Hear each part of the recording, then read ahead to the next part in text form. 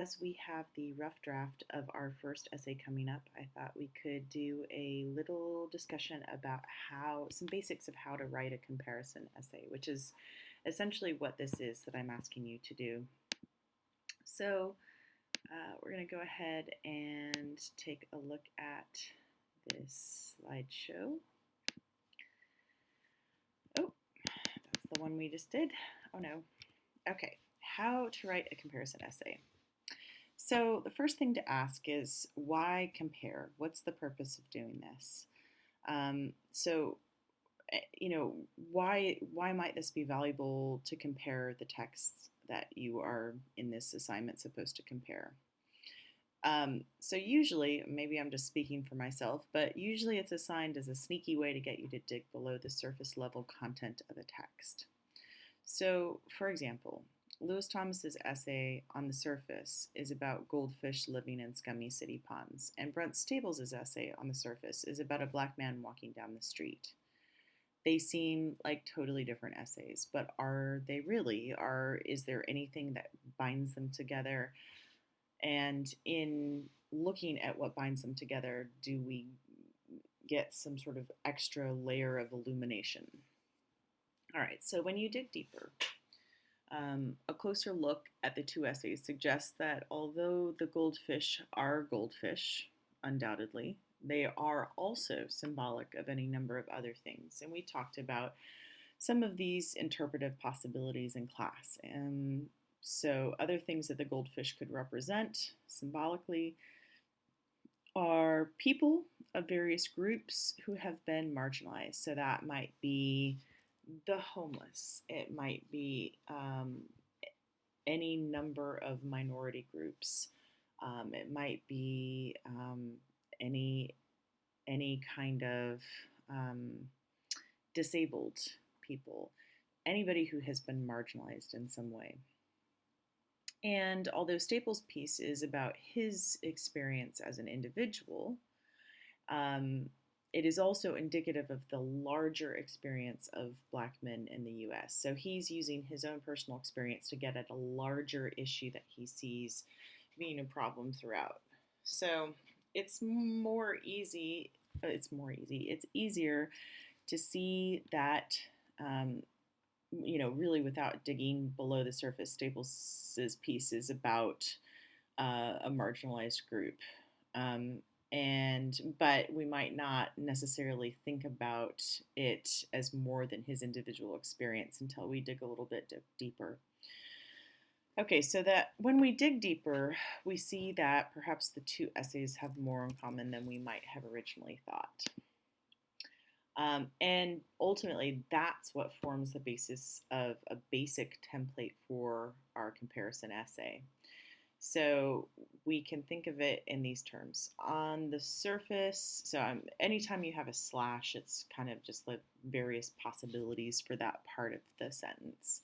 So on the surface, or at first glance, or after a preliminary reading, or at first, it seems or appears that essay number one, or author A, and essay number two, or author B, obviously you'll want to go ahead and put in names and titles here, are describing or depicting two very different things, perspectives, scenarios. Again, enter your own word.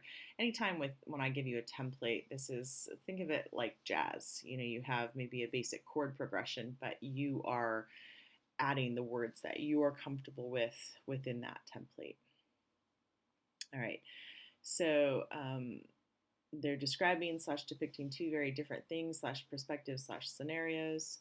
A closer examination / deeper reading / in-depth analysis reveals these two essays or authors both deal with, explore, analyze, blank.